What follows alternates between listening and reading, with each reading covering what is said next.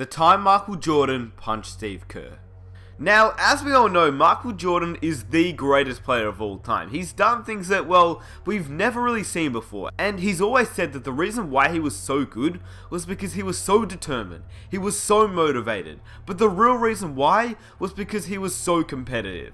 We all know that. Michael Jordan was by far the most competitive person I think I've ever seen. And the amount of stories I've heard, and I'm pretty sure you have too, of Michael Jordan and his competitive nature is just insane. But the story that I'm about to tell you is one that doesn't really get talked about often, and personally, I think it's one of the best Michael Jordan stories, not because of what happened, but because of the end result, and how it affected both players heading into future years as teammates. As you know, if you're subscribed to the channel, I like to share stories that people don't really talk about, so if you're new around here, be sure to subscribe and enjoy the video.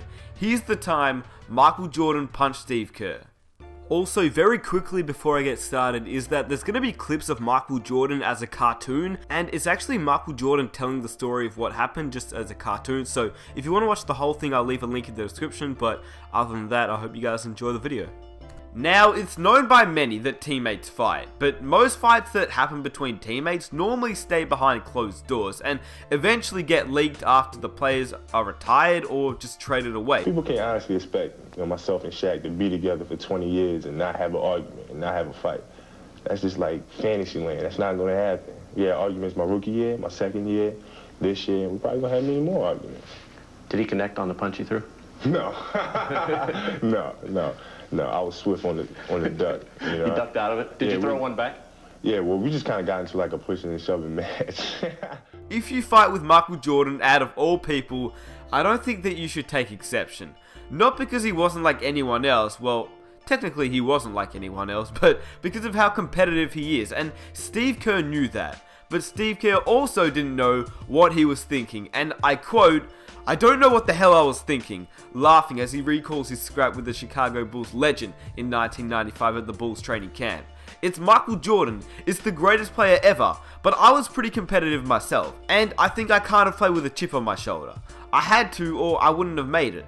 Now, these words from Steve Kerr are true, but I don't know why, maybe it's just me, but I can't imagine Steve Kerr in a fight. He just seems like a nice guy. Anyway, that's besides the point, because he obviously was in the fight, and so was Michael Jordan. In fact, I'll let Michael Jordan do most of the explaining, because, well, he can obviously explain the story better than I can, because he was obviously there. This is coming back after the disappointing playoff game. Everybody was saying it was Scottie Pippen's team, but I was trying to work my way back up to where in '93 it was Michael Jordan's team. So it all started in 1995 when Michael Jordan and Steve Kerr got matched up in a scrimmage. It was very intense. Michael Jordan heard all the critics after the Bulls' playoff loss to the Orlando Magic and intended to silence them.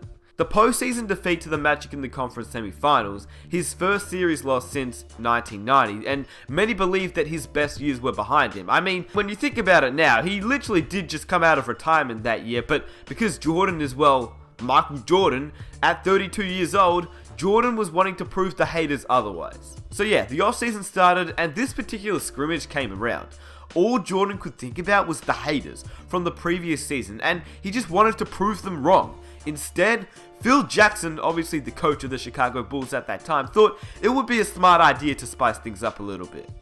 And this one day, I don't know, I was just in a very feisty mood. And Phil put Steve Kerr opposite of me. But he was giving Steve all the calls. And I'm getting like really ticked off. Anyway, Jordan was furious, and as a notorious trash talker, he and Kerr started talking trash on a couple of possessions, and then it just escalated from there. Now, we all know that Steve Kerr seems like the nice guy, and to be honest with you, the way that I visioned the event, I think Jordan probably said something a little bit too far, and that's how it all clicked, but I couldn't tell you for sure since I obviously wasn't there.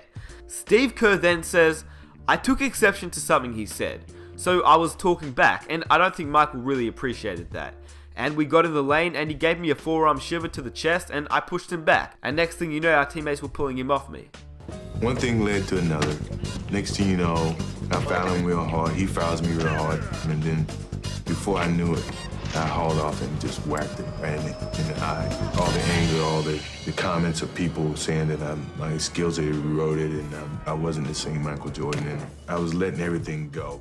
Of course, Steve Kerr got the worst part of the incident. I mean, he ended up with a black eye, but that's pretty much what happened to most players when they challenged Michael Jordan. But the thing was, and this is the main reason I wanted to make this video, is that after the fight happened, Steve Kerr earned Michael's respect. But yeah, Steve Kerr, only 6'3" against Michael Jordan, you would assume that he would get the worst of it, and he did. He ended up with a black eye. He threw some punches before, it was all broken up too, so good on him.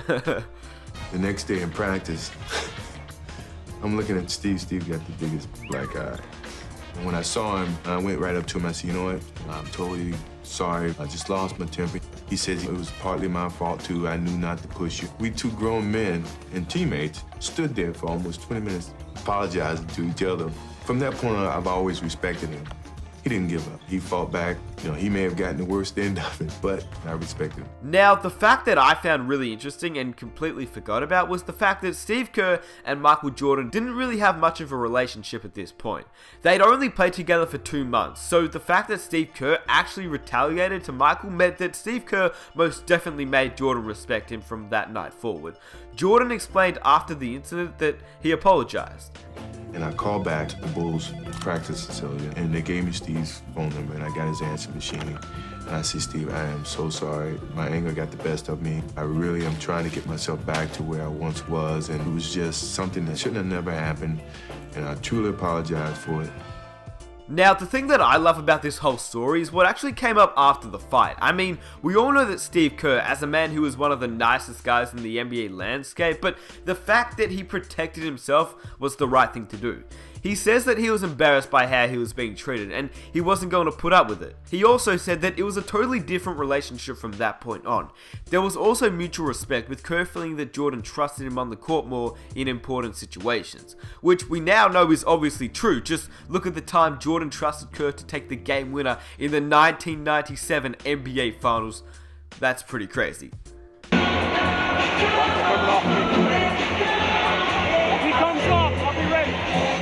6 seconds, 5, Michael in traffic to Kerr, 15-footer.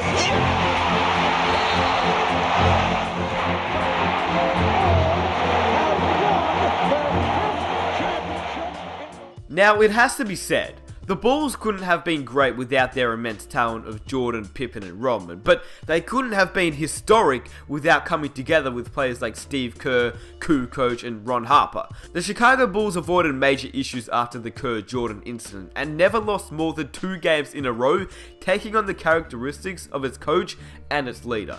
The same relentlessness that produced the training camp tussle led to arguably the best season of all time.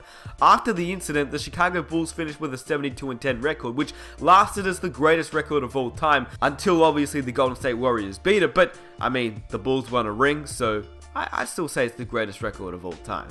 Now, from the NBA landscape and the outside world, from afar we don't really see what goes on in practices, and we're pretty much unaware of the little day-to-day arguments, but I can almost guarantee you that fights like this, maybe not to this extreme, but fights like this do happen a lot of the time, and it's not always a bad thing. It's just 2 players, 2 competitive players just getting into it, and I think it's honestly fine. I think we should maybe not hear more about it, but we should maybe sometimes get a little bit of insight from NBA players, because I think it's pretty cool hearing stories like this, and sometimes it can ultimately be the catalyst for creating tighter bonds, just like Michael Jordan and Steve Kerr. I honestly think that without the scuffle between Michael Jordan and Steve Kerr, the relationship between the 2 players probably wouldn't have been so strong. And I also want to mention the fact that Steve Kerr is probably one of the most genuine people in the basketball world, whereas Michael Jordan, no matter how great he was as a player, which I mean, he was obviously the greatest player of all time, he really wasn't the nicest bloke, and I'm pretty sure most of us know that. He was a great player, don't get me wrong. I'm not saying his basketball talent was not there. It was the greatest, he is the GOAT. But I'm saying, as a person, I don't think he was the nicest bloke, and that's just part of his nature. That's how he was. That's his competitive nature, and that's the reason why he was so good. That's just how he was. Ultra competitive. So I'm just saying, the next time you hear about 2 players getting into it at practice, maybe it's not because they hate each other, alright? Maybe it's the fact that it's just 2 competitive guys getting into it, and to be honest, it might even bring them closer together on the court. And I hope you guys enjoy the video. I just thought it'd be a really interesting video for those that don't know about the time Michael Jordan punched Steve Kerr in the face. And to be honest with you, Kerr wasn't the only player Michael Jordan punched in the face, which is pretty insane, but that's who Michael Jordan was. If you enjoyed the video, please subscribe for more videos just like this. I honestly appreciate all the new subscribers because we've been getting a lot of new subscribers, which thank you guys so much for sticking around and enjoying the content. If you're new, be sure to subscribe. I think you guys will love this channel, and if you enjoyed this video, please leave a like, comment some of your own ideas that you'd like me to make a video on, and that would be absolutely amazing. And I'll catch you guys in my next video. Peace!